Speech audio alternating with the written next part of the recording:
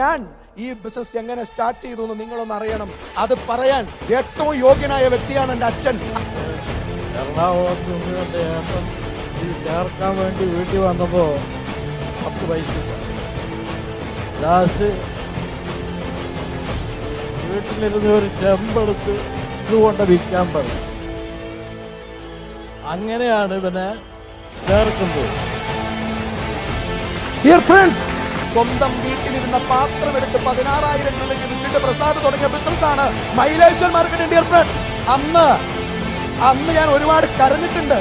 കാരണം ഒരു മനുഷ്യൻ ഇതിനേക്കാൾ കൂടുതൽ ഗതികെടാൻ പറ്റില്ലല്ലോ എന്ന് ഓർത്തിട്ട്. പക്ഷെ ഇന്ന് എനിക്ക് അഭിമാനമുണ്ട്.